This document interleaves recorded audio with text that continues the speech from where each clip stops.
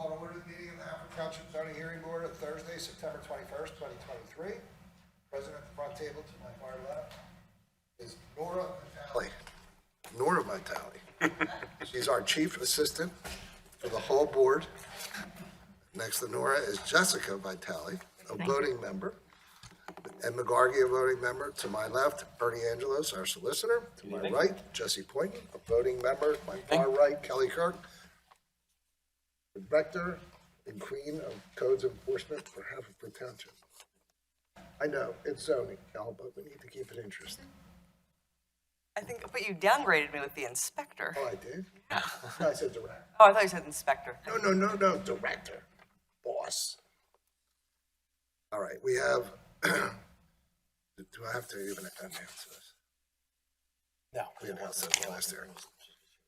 One continued case, two new cases, three new cases. One of those new cases is going to be continued, and one of the new cases was withdrawn. Let's start with the withdrawn case. Start with the pledge first. Oh, sorry, Ed, you're right. I'll get right to business. Jesse, you want to lead it? And if you're able, pledge allegiance to the flag of the United States of America, and to the republic which stands one nation, under God, indivisible, with liberty and justice for all. Sorry about it. Thanks, Ed. You had to do it so publicly, though. You could have wrote, get a little note or something. All right. Case Z23-22, Chung Rental LLC, owner of 631 Dayton Road, Bryn Mawr, PA, DC folio number 2205-0027-800. I won't read the rest of the description into the record unless somebody was specifically requested I do so, because the application was withdrawn. One of our new cases that was listed for this evening, Z23-20, John P. Williamson, owner of 720 North Eagle Road, Havertown, PA, DC folio number 2201-0036-500, who seeks to appeal a notice of violation issued by the Township Zoning Officer on March 1st, 2023, regarding the placement of a 4-foot by 8-foot off-site advertising sign at the subject property, and variances from the provisions of Section 182-701G1 to allow off-site advertising at the subject property, and Section 182-701C1A1 to exceed the maximum total sign area of 6 square feet permitted on the property, as granted by variance by the Zoning Hearing Board on May 15, 2003, case Z03-7, property zone R5 and located in the 4th Ward. We received a request in writing for a continuance.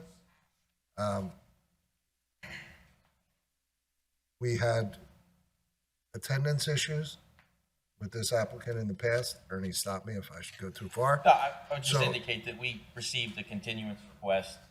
As part of that request, it was a condition of this board to grant it that the applicant provide a specific date in the future on one of the first or third Thursdays to reschedule this matter. He has provided a December 7th date at 7:30, coordinating with the township solicitor, a interested party in this matter will be attending as well. That date was sufficient for their schedule as well, and I have confirmation with the applicant that that date he's available on that date and that time, and he's waived the applicable time frame under the MPC and the Haverford Township zoning code in order to be able to allow us to reschedule this for December 7th. Okay, with that, that case is continued to our December 7th hearing. Now, our other continued case, Z23-18, Robert and Regina Powers, owners of 2708 Pine Valley Lane, Ardmore, PA, DC folio number 2206-0174800, and I won't read the rest of the description into the record unless somebody specifically requested I do so. We opened this case at our last hearing, took testimony and made some requests of Robert and Regina to provide information. I know they provided some information to the township via email. So why don't we have you guys come up? How you doing? Great. Oh, yeah. Do you All need right. copies of what we sent over, or does everyone have? Yeah. Yes, okay. Yes, please. Only because we're going to have to identify for the record.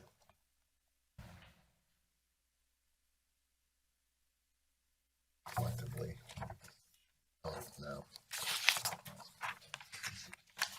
Forgot Nora. Regina, give us 1 minute. We're gonna,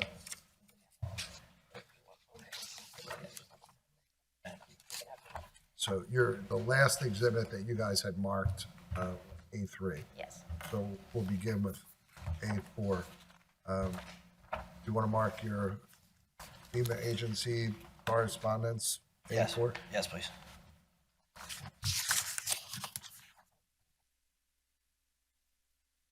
And this email, I'm not sure who it's between.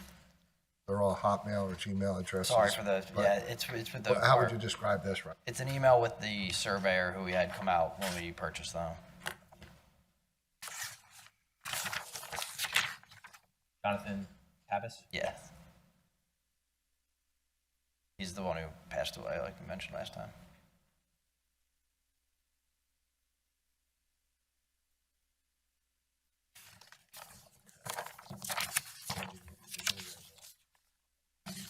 What do you think? Yeah. So we'll make this 6, and then I'll ask Robert or Regina to 6, 7,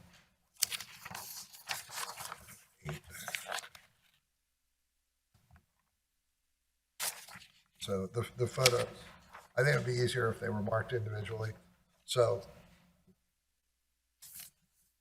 and if you disagree, I don't want to force this down your throat. Like, this would be A6. Can you give me a brief description of what A6 depicts? The back of the house, which will be affected by the proposed project.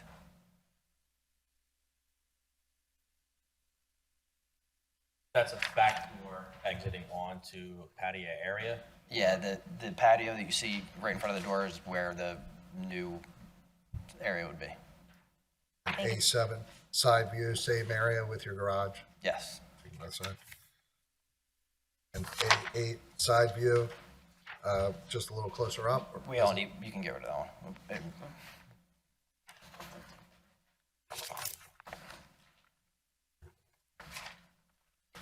Everybody good? So the exhibits are marked, they're identified, you want to move them into the record, right? They're admitted. So we have A1 through A8. I don't know if I admitted the other exhibits at the last hearing. So why don't you walk us through your exhibits and Sure. you hope they convey. Sure. So thanks again for your time. So new exhibit A4 and new exhibit A5, we believe called together show important information about the current elevation and the other exhibits previously entered into, including exhibit A2, show the area that the project is going to be, where the project's going to be built and the elevation. So I think looking at these three together, the way that we would like to present to you is that in exhibit A5, the base flood elevation is noted as 277.7. The lowest adjacent grade of 278 and the garage floor and basement floor elevation of approximately 274. With the, looking at exhibit A2 and exhibit A7, you see the height of the wall, the stone wall, is part of the current structure that sits below the deck, the existing deck with the concrete foundation. The plans for the new project are above, not only above the existing floor of the deck, where you can see the brick above the concrete. There's also the steps that are in exhibit A6, so there's another few feet to get to that door. The floor of the extended room that we're hoping to build will be level with the kitchen floor that's on the inside of that door that you see in A6. So it's above those two steps, which is above the existing deck. So putting all the information together, if the base flood elevation of 277.7 is, call it 4 feet, 4.1 if you're using the lowest number, higher than the absolute lowest area on the property, which is at the bottom of that stone wall, we're building 12 or so feet higher than that. So our hope is that all that information shows that the project we're trying to do is well above any base flood elevation and is not at risk for any flood issues. I'd also say that the structure that or the addition or extension that we're trying to build here has no door on it. So that existing door that you see in A6 won't be there, and there won't be a door to replace it. So there's going to be a regular exterior wall at the end of the where the current patio sits. So from our perspective, I think that is even more of a reason why there wouldn't be a flood issue. Ed? I'm looking at the email, and it's not part of the loan here, but it says that your basement floor elevation is 274. Is that the elevation of your garage floor, or did your basement go down lower? It's the garage walks straight through to the basement. So how are you asserting that you're not in the floodplain then? Because the floodplain elevation is 277.7. They don't count the basement and the garage. Right, so the where we're constructing is 12 feet above that level. Yeah, but I'm saying this, when it said here on the thing that the lowest adjacent grade, that is not the elevation of that below that wall, 12 foot below. Because that cannot be, because it says that the floor elevation of your garage is 274.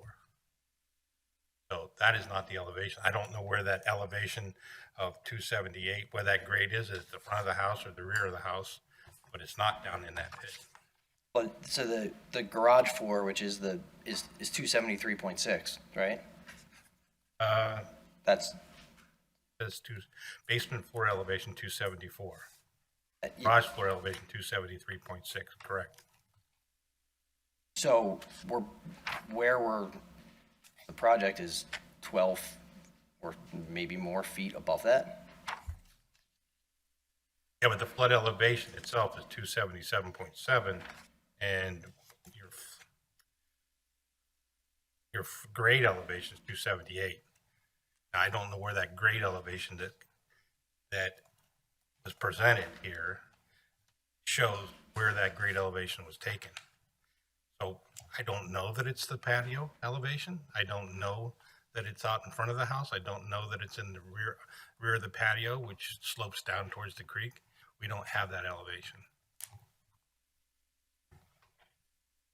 I think I'm confused. Yeah, I'm So sorry. because if the base flood elevation is 277, and if you add 12 feet onto 273 feet, wouldn't that be above the base flood elevation anyway?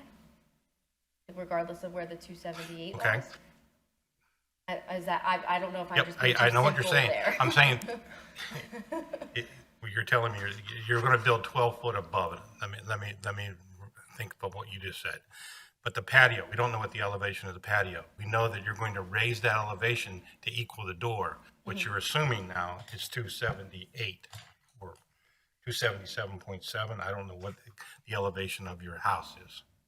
It doesn't tell us. So, but the house, and apologies for this is a stupid question.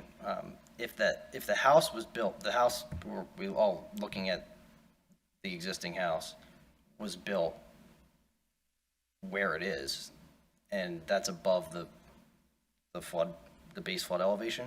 How would what we're proposing to do not also be above the base flood Because elevation? you're going to raise the elevation of your patio to equal that elevation of your first floor elevation. So you're going to increase the flood development in the floodplain. But going up, wouldn't that be better? Don't say it's not, but you don't have that as elevation. You also don't have an engineer that's certified that the water flowing down across your patio is not going to increase the floodplain somewhere else, because you're adding to the floodplain at that point. So without, and we have our contractor here, if he can come up and, is he permitted to Sure. come up? Can we? Can you get a second? So just to touch on that point, and then I'll let Tom probably go into more detail. If you look at Exhibit A2, we have the current situation. If the creek, which is, I don't know, 100 feet behind our house, overflows and the water comes all the way up, it goes up the hill and up to where the deck is now. As it currently stands, the water would flow down the 8 or so steps to where the driveway is, because there's nowhere else to go. It would go. I mean, just thinking logically, and water just doesn't sit still, so it would flow down the steep path. If there's the structure, the extension that we're trying to do, I don't see how that would change where the flow of the water at all, because the water is not, it would hit the wall and it would continue to go down one side or the other. If it's sloped in both directions, it has to go somewhere. A floodplain is not where the water flows, it's where the water elevates to. So it's going to be ponded water per se.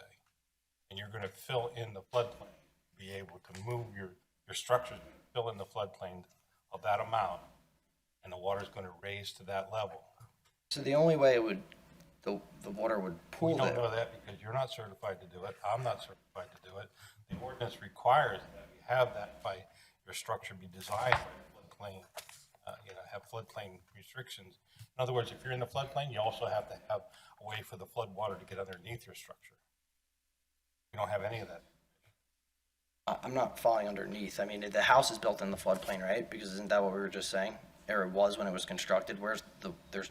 The water doesn't go below my head. I'm sure it does at some point, obviously, because of the draining, but I don't understand that at all.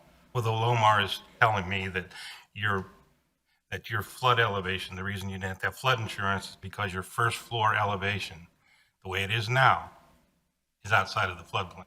That's why you didn't need flood insurance. It doesn't say the same thing as building in a floodplain. So your elevation of your patio is not the same elevation as your first floor because you're going to raise that elevation. I don't know if you have. Right. Which is putting fill in the floodplain.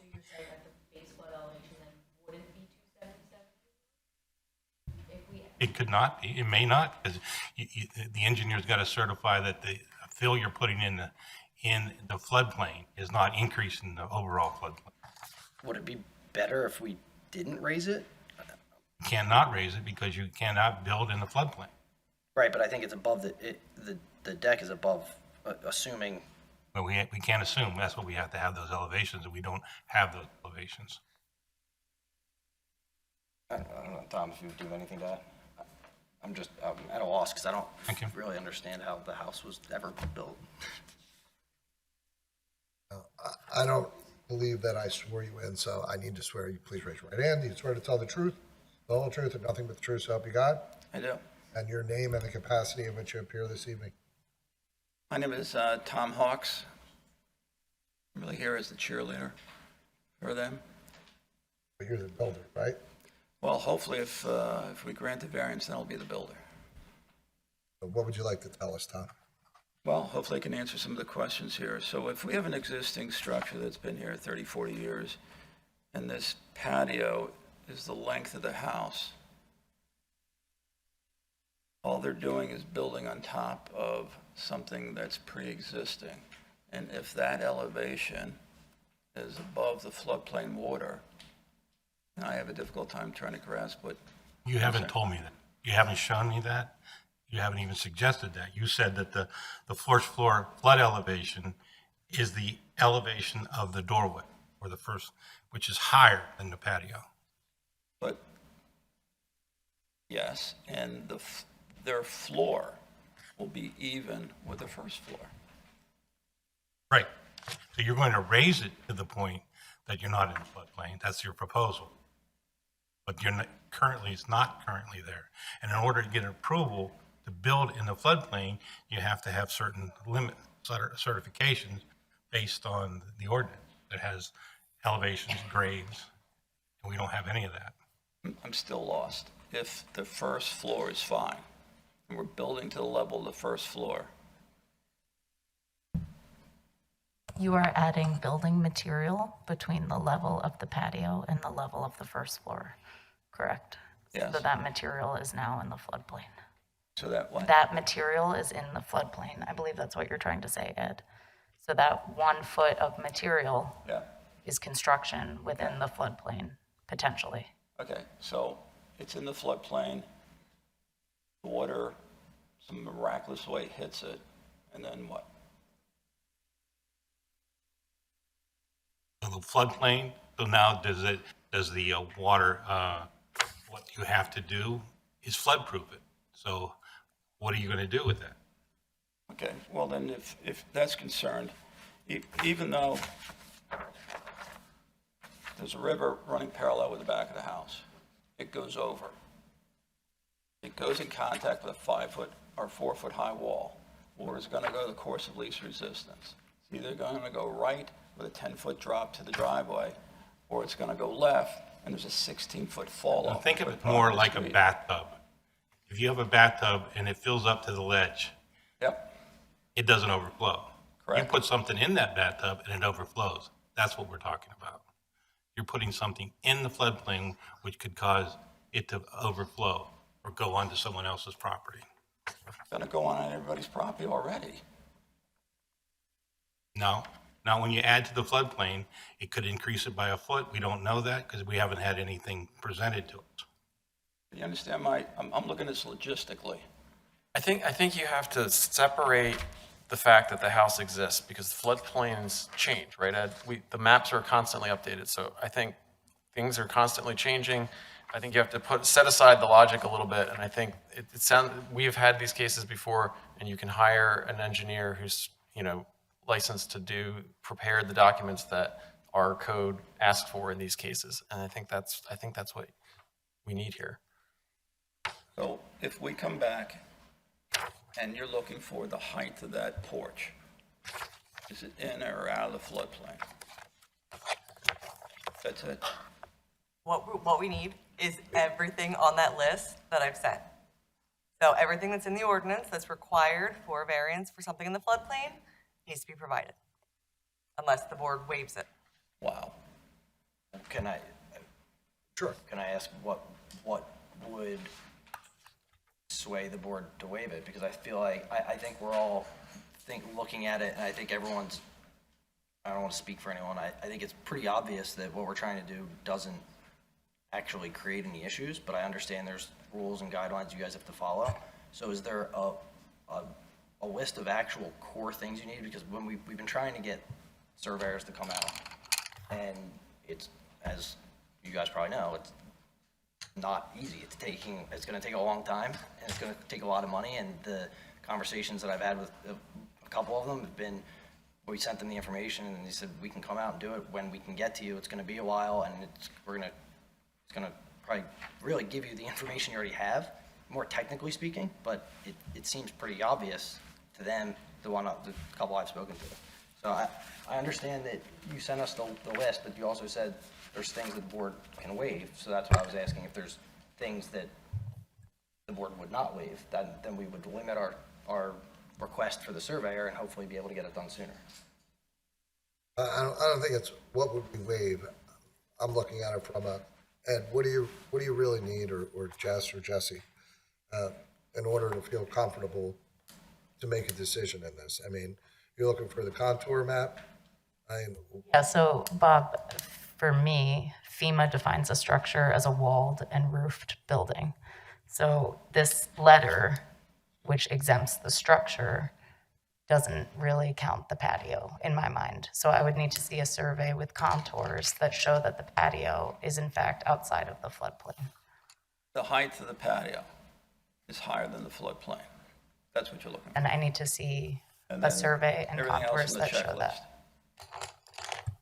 The checklist, and truly the main thing, and the main thing I've been really, truly trying to, impress is that we need a topographical survey showing the contours, showing the elevations on the property, and showing that this portion of the property, this patio that was not included in the LOMA because it was not considered a structure at the time that that LOMA was done, is what that base flood elevation is, how the height that it needs to be, to, be 2 feet over the base flood elevation, because our ordinance requires it, and that we're not, that the building is flood-proof, and if that portion is done with the township engineer after this meeting, that is fine, but at the very least, we need to know what the actual affected portion of the floodplain is.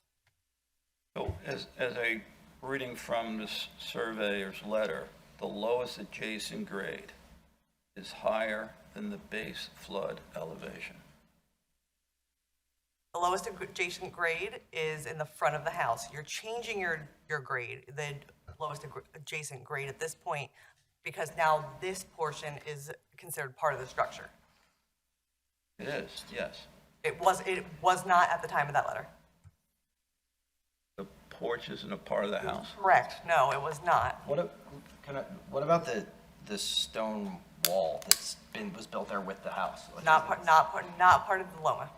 I'm sorry, you're not what? Not part of the LOMA, the letter of map amendment. So I'm just trying to understand. This is not part of the structure? Correct. But this is? The garage is not included. Of the house? How is that? It's Correct. We can walk from the It garage. says it right in the email. The house is not, or the garage is not a part of the structure of the house? It's not habitable space, so it's not part of the LOMA.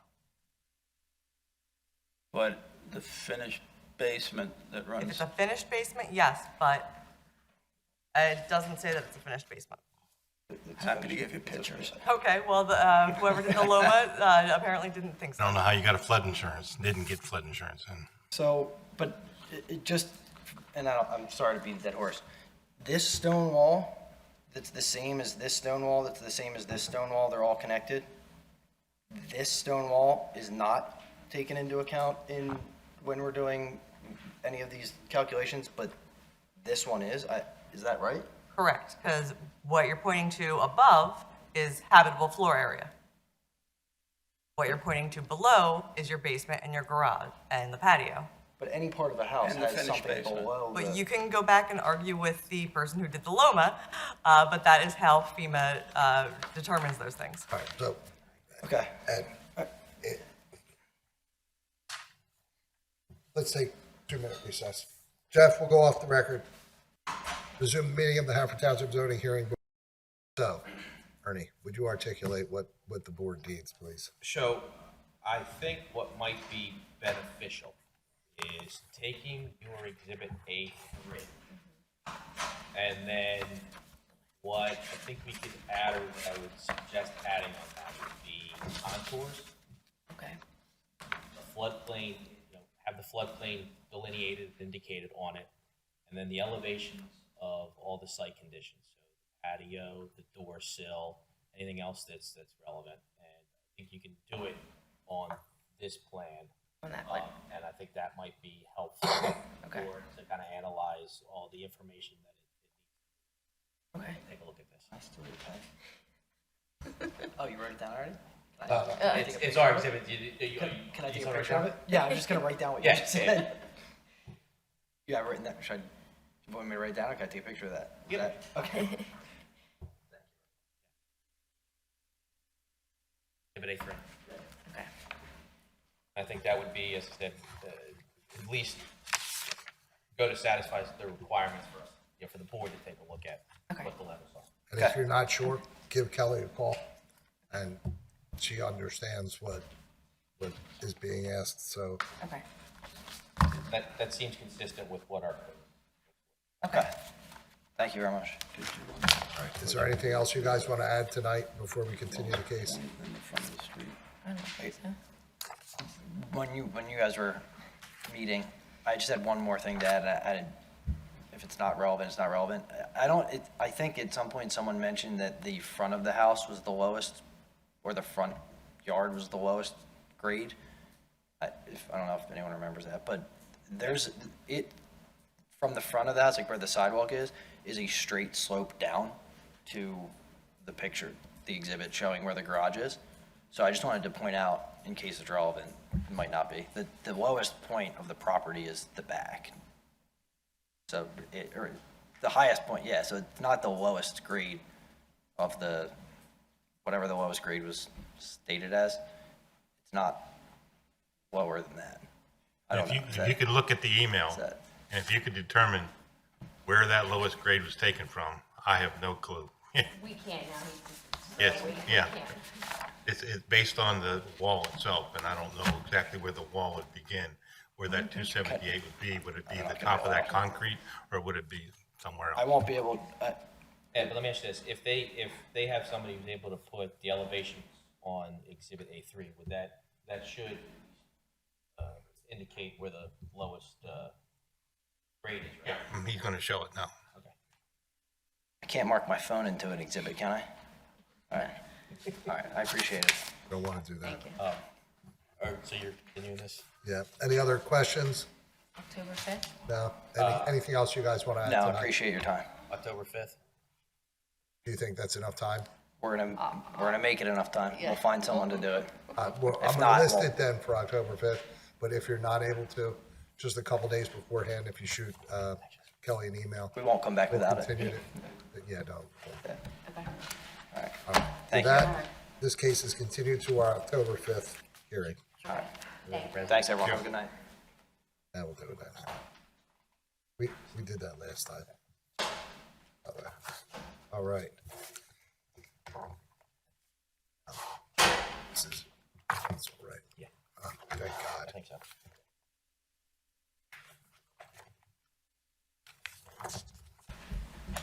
All right. Our next case is Z23-21, Gretchen Deal, lessee of 61 West Eagle, Haverford Town, PA, DC folio number 2203-009430, who seeks a variance from the provisions of section 182-707B to allow for a tattoo studio, personal service use with approximately 900 square foot of customer service area, requiring 11 parking spaces, to occupy the property which provides a shared parking lot containing 22 parking spaces, where the collective uses, a ballet studio and apartment, currently require approximately 40 off-street parking spaces.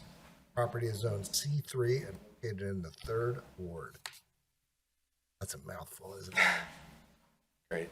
Go ahead, you want to enter your appearance?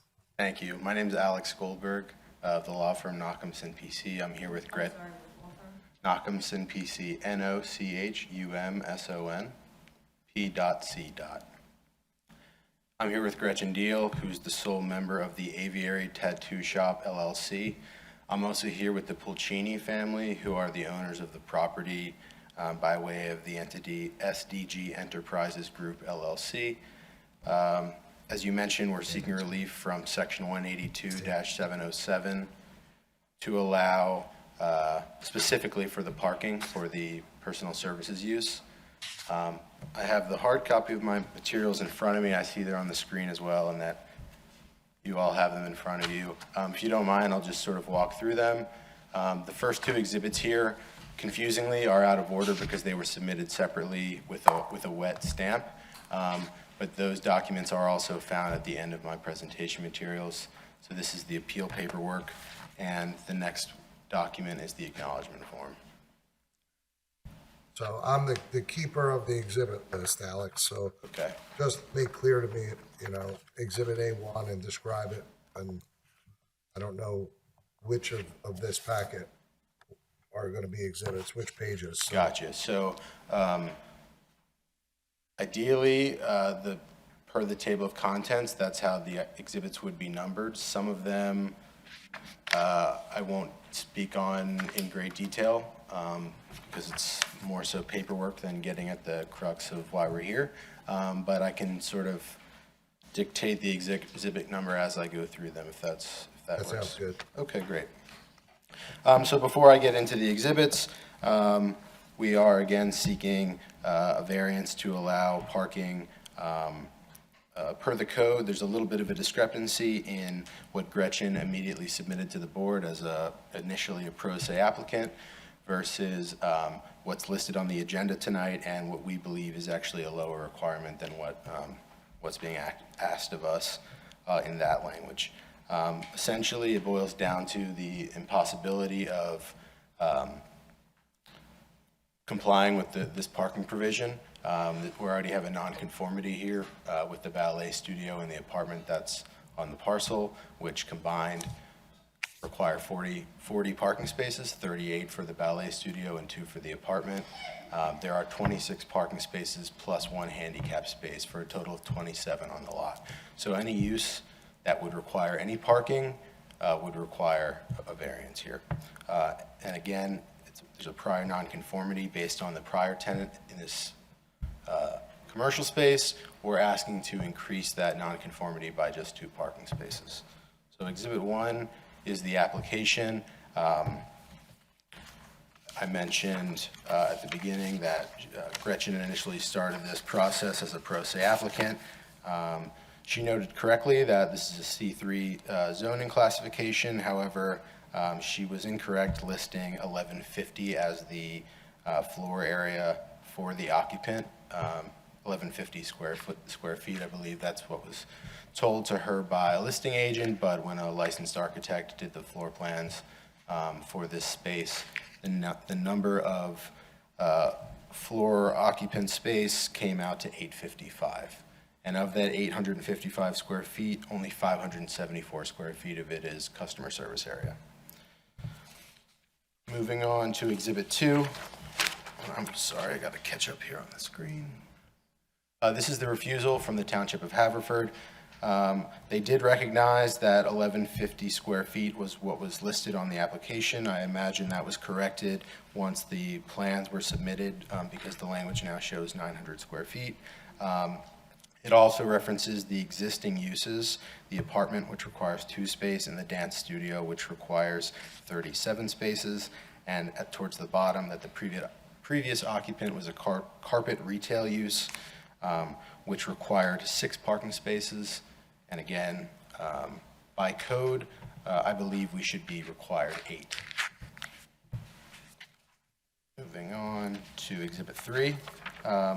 I have a letter here from Janice and Christina, who are behind me, who after the presentation, along with Gretchen, I'll call up to be sworn in and help answer any questions necessary.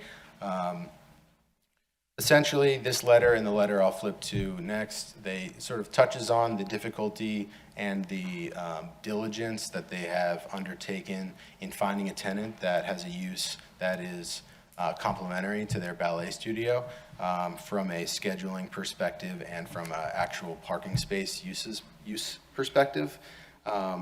So just going to this second page of the letter, it more specifically talks about how the ballet classes that take place on this shared parking lot during the week, they begin at either 4 or 5 p.m. and there are also some Saturday morning classes.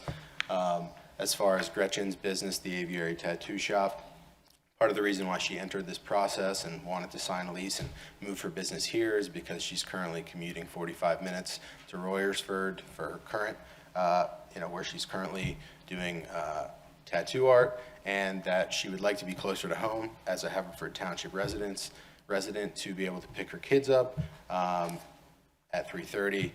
So her schedule for the week is going to be 9 a.m. to 3 p.m.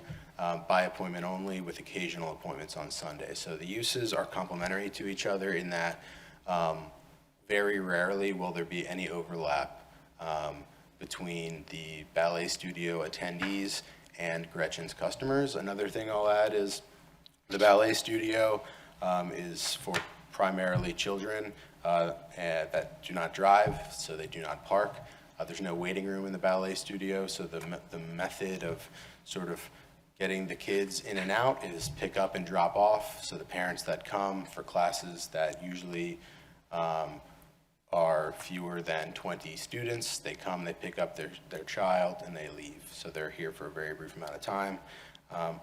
And then, as you'll see in the photos, the parking lot, it's a singular lot, it operates sort of as 2. One of them is accessed on Grassland Avenue, and that's for the ballet studio. One of them is accessed by West Eagle Road. I can show that more clearly. The next two letters here are just letters from near neighbors, one of which is the neighbor directly across Grassland Avenue at 101 West Eagle Road. Exhibit 4 is a zoning map, just to sort of orient the board and the audience with where the property is, C3 property, at the corner of West Eagle Road and Grassland Avenue. Then we have a Google Maps perspective, just to sort of hone in on the fact that this is a commercial corridor on West Eagle Road. It is, a better alternative than a vacant commercial storefront, which essentially would be the only way at this point to be compliant with parking provisions of the code, because as again, any use that would fit here, essentially retail or like a food service establishment, would require parking, which would trigger a variance. Some photos of the property. This is the front of the property from West Eagle Road.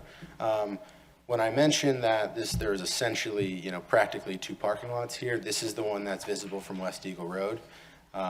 It has 10 parking spots, so from a practical standpoint, it has the 8 that the tattoo studio is required, and it has the 2 that the apartment is required, in addition to a handicap space. Here's the side of the property from Grassland Avenue.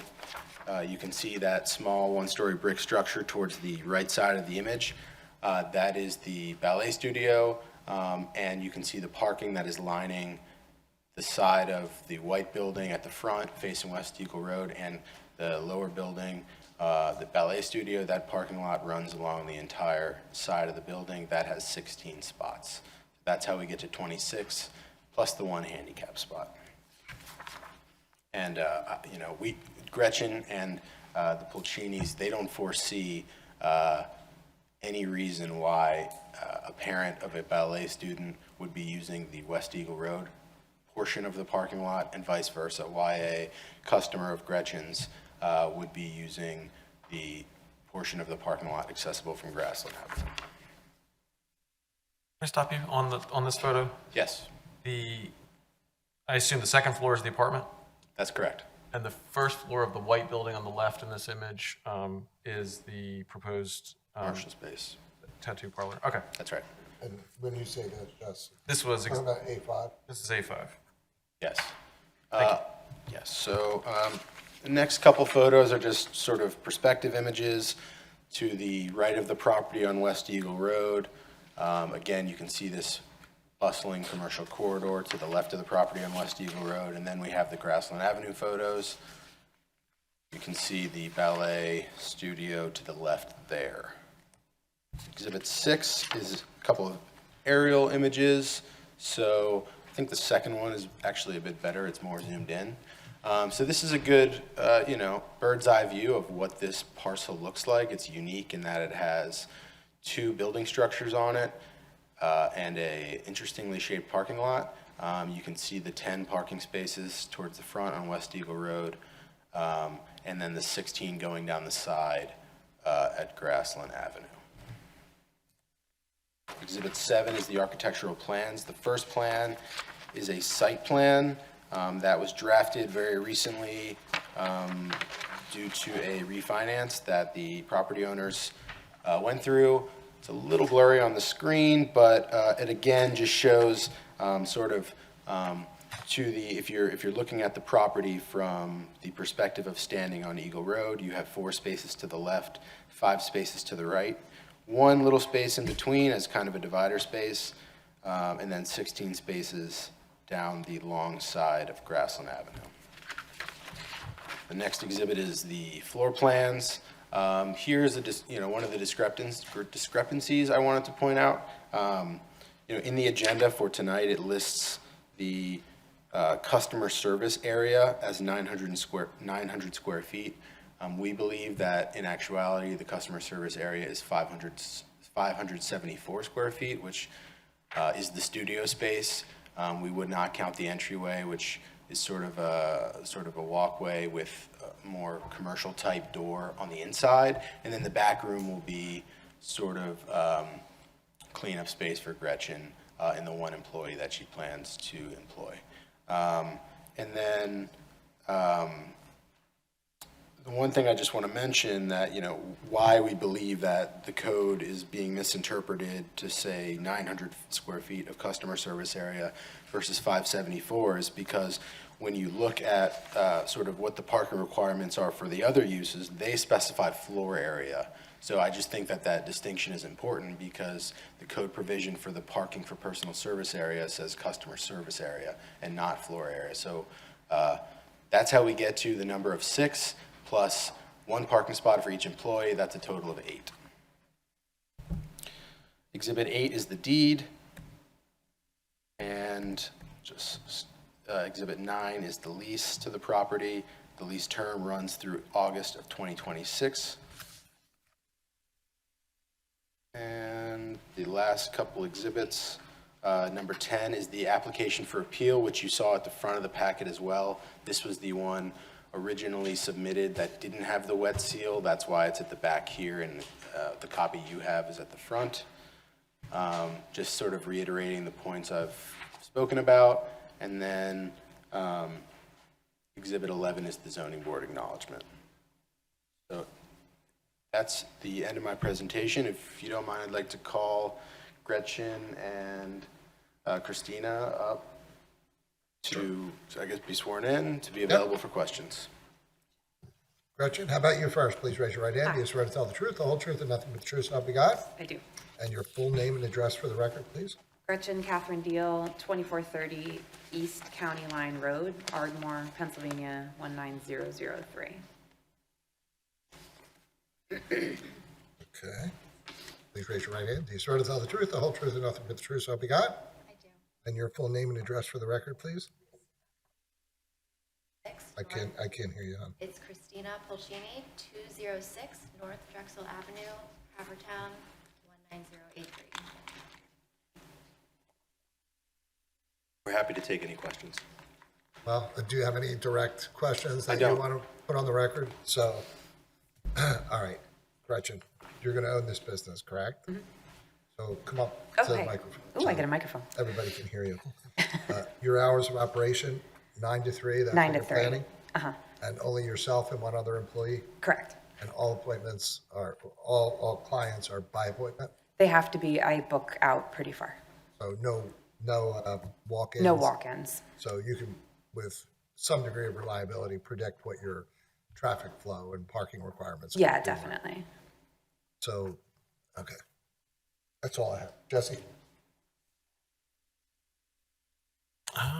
It's been a well-presented case. I can't think of any questions right now. Thank you. Ed? The question is at the back room, and it says cleanup space and for use for your employees. So you would accept the condition that room would never be used for customer space? It really couldn't be. I'd need a space that I would be able to like clean up and keep my stuff stored while I'm working with clients, which would make more sense to have that big studio area be the place where I would take care of my clients. Okay. How about the number of employees? I mean, now you have 2.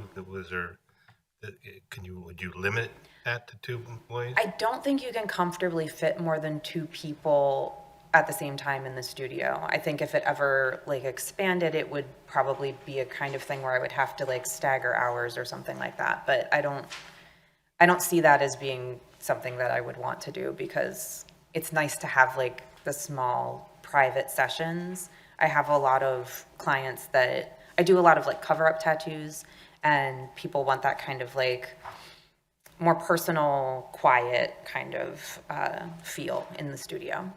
Okay. Just for clarity's sake, her plus 1 employee, so Right. 2 people. Right. Right. I got you. The issue of the storage. I don't see a door. What? The storage is for the ballet studio, so there's access to that storage room on the outside wall. It's not storage that I would use.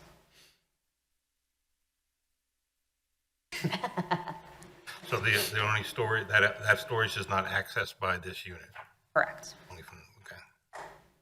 And the entryway is really an entryway. Like, there could be like coat hangers and like an umbrella stand and things like that, but it's not, the waiting area would have to be in the studio area, like, and the little cash wrap would need to be there too.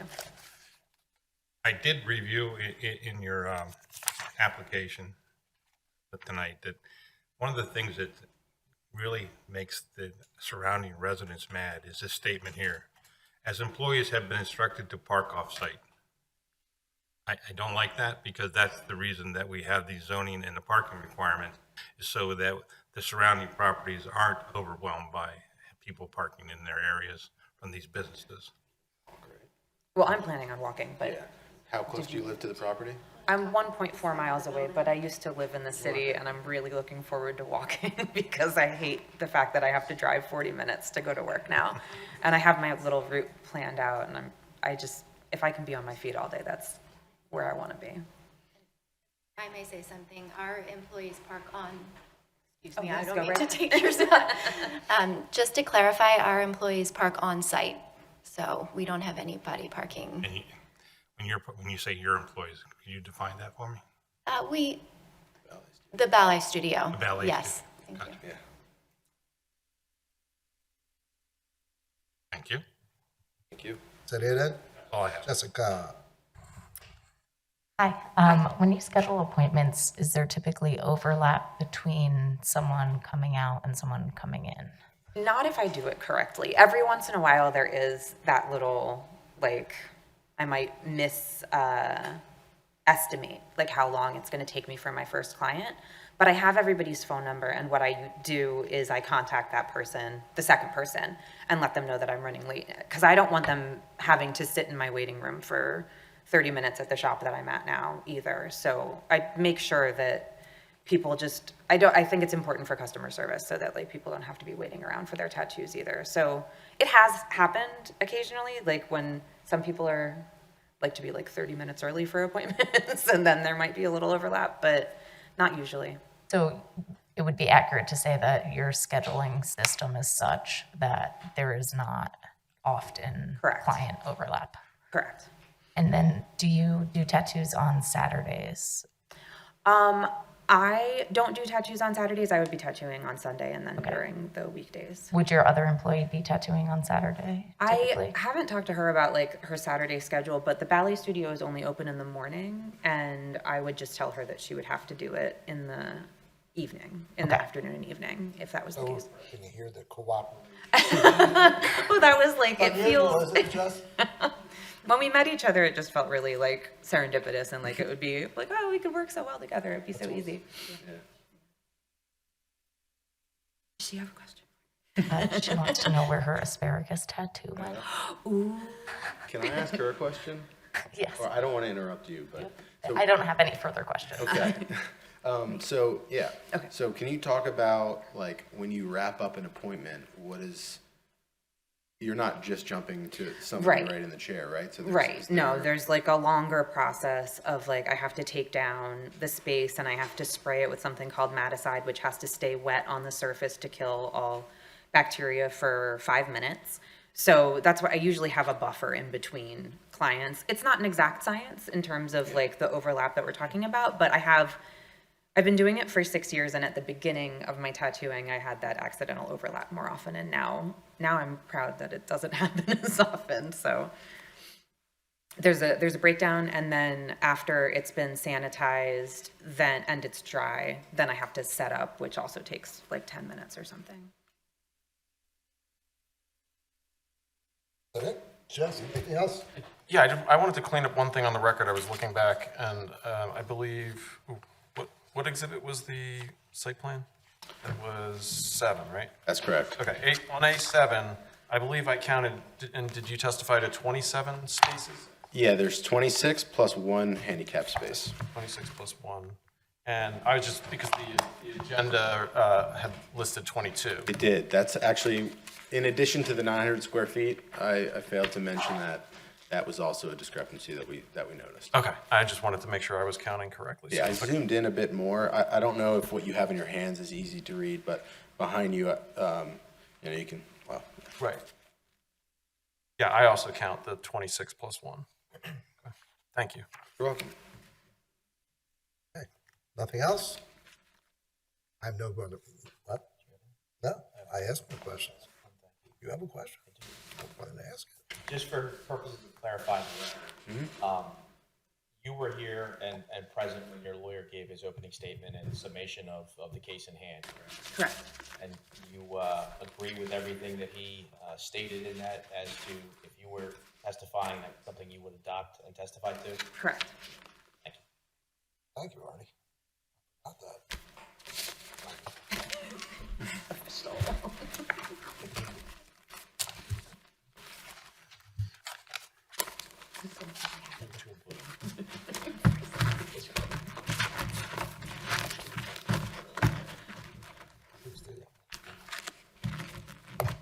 Now, we want to add some Post Malone tattoos. But we can talk Fantastic. about that later. Above the eyebrow. I bet he doesn't know who Post Malone is, but It'll be my second face tattoo. just kidding, Ernie. Don't get mad at me. You know, this can be enjoyable. All right. With that, I'll ask if there's anyone present that received certified mail that wishes to testify. Anyone that received regular mail, please come forward.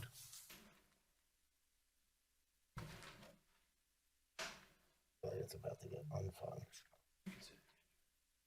Please raise your right hand.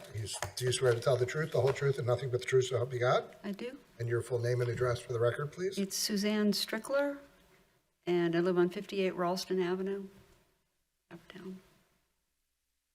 And what would you like to tell us, Suzanne? My concern is about the parking, that it sounds lovely that they're so coordinated, and we could really use something there, which would be lovely. But the problem we have on Ralston runs parallel to Eagle with that, on the grassland, making that little square. And do you remember when the daycare center came in?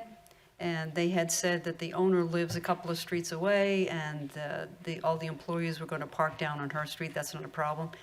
That was a lovely plan, but it didn't work. They still wound up parking on Ralston and Grassland.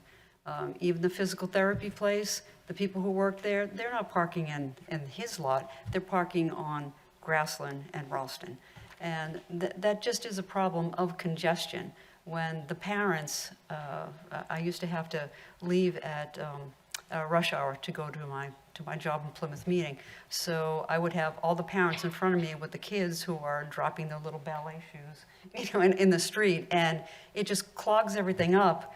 And then to have even more traffic, it's because we're residential. That C3 comes right down, to Ralston, and that is a cut-through street for a lot of cars now, because now you've got the extra light and they're trying to zip down Ralston and cut through. So we've got a cut-through street and we've got all this parking.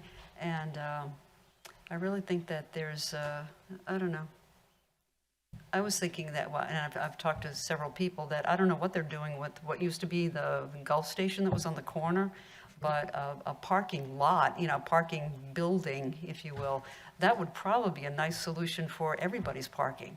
But that is a big concern. All the kids on Ralston, it's always been a big concern with it being a cut-through street. So I love the idea of it being so coordinated, but when reality comes and the bad weather comes, nobody wants to park a block and a half away or a mile away, to walk to work. It's going to be, where can I park? And they do take our parking spaces, and that street is just blocked, with cars. And then, of course, in this day and age, who's got one car, right? Everybody's got 2 and 3, so we've already got people on the street who are taking up their own spaces on the street. And the one thing that's the real, I guess, big concern and danger is that several years ago, we had a fire on that street, and there were cars parked on both sides, on Grassland, I'm talking about, on Grassland Avenue, and the fire truck couldn't get down, because that's how narrow that street is. You can't park on both sides and have a big truck. You have to have people move over. When those Prime, Amazon Prime trucks come flying around that corner, you better be out of the way, okay? Because, they're taking the corners and they're backing up in people's driveways. And I had one guy last week, he realized he was going the wrong way, and I'm coming down my driveway, and he's coming up with that big truck, not looking that I'm coming down my driveway, and just, and that's how crazy, that is. So my concern is, if there could be some other kind, I don't know what else you can do. The appointments sound lovely. I mean, like I said, it sounds like they have it coordinated. But when the rubber meets the road, people are going to look at the weather and they're going to park where they're going to park. And we already have a situation. Well, so I bought carpet from Stewart when Me they were too. open. Me And, too. you know, I never remember having a problem parking there. I mean, that's just my personal experience. And it's vacant now. And this seems like a use that is I not love the very idea intense. something's coming there, it's really I mean, great. there would be 2 employees and presumably then 2 customers. And they're all by appointment. So I can't, off the top of my head, think of a less intense use for it. I mean, the other possibility would be leave it vacant, but, you I know, know, which is, there's yeah. a whole laundry list of legal arguments that would be made against Yeah. leaving it vacant. Leaving it vacant it's much desirable to have somebody there, who wants to be there. It's just that for the people who live there, we're already having a problem. I mean, I hope it really works, with the coordinator and the appointments. That sounds like a well-thought-out plan. Kudos. And it's But I don't know outside if that's really going to work. Okay? Oh, I just the- live there, do you know what I mean? I've been there for 40 years, and I've seen that the whole street change. And it's just gotten more and more congested as people buy more and more automobiles. They have children who drive their own automobiles. That's my kid. Yes, and you're a son. Yeah, and you know what I mean? So it's just congested, that's all. And a number of people go to their commissioners, they want permit parking, and that just pushes the problem down the road. There's really no solution. There is permit parking on Grassland, but everybody ignores it, all because of the fire truck that couldn't go through. There's supposed to be permit, but the signs are still up. That was from 20 years ago. That fire truck got stuck on that street, and, it was a fire burn. That was sad. So anyway, just something to think about. Yeah.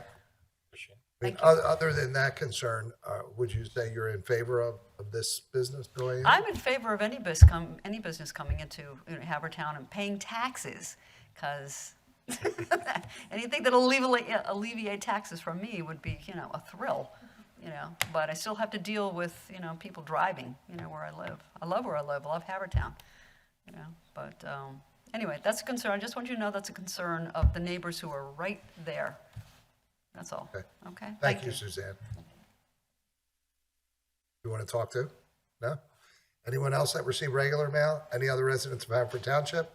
With that, we'll close the record on this case, and a decision will be rendered either this evening, if we're able to, and if not this evening, then at our next regularly scheduled meeting on October 5th. So we're not going to adjourn, we're just going to go off the record.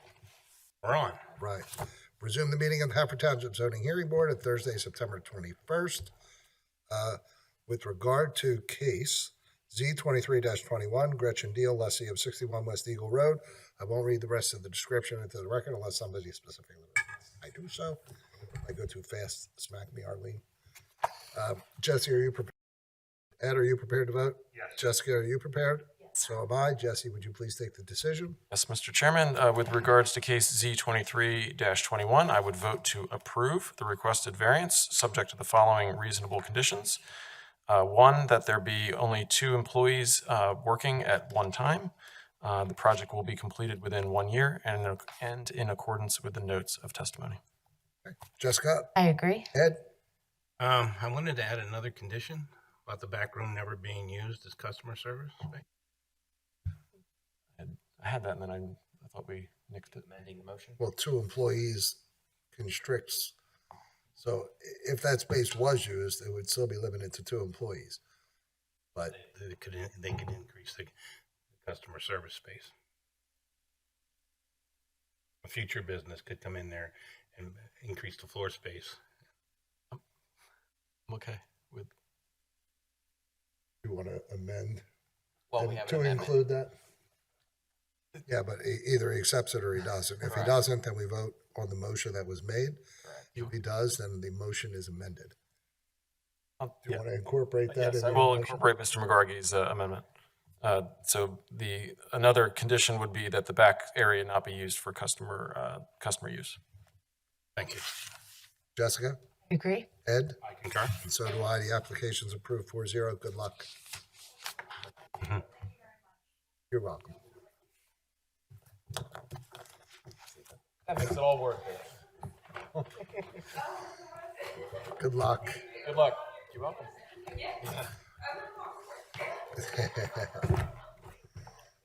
And I should have said Ed needs Jelly Roll tattoos, but he won't know who Jelly Roll is. That's more appropriate. You don't know who Jelly Roll is. He's a musician. Minutes. You. Okay. So Jessica, minutes. So Ernie distributed minutes. Thank you. Thank you. You're welcome. Take care. Good luck. Awesome.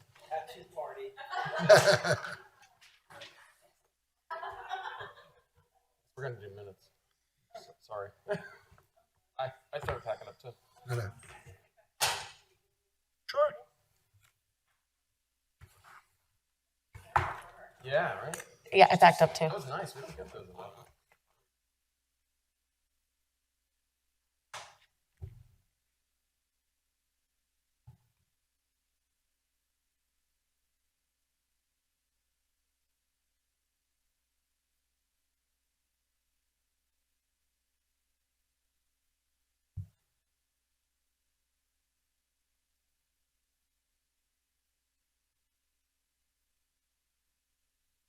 Jessica? I would like to make a motion to accept the minutes that Ernie submitted for the September 7th meeting with Bill Rhodes's adjustments. I second that. Favor? Aye. Aye. Opposed? Oh, no discussion, right? So, all right. That's it. That's what I was going to say, but I don't want to mess with you. All right. Any other matters to discuss? Then we are adjourned.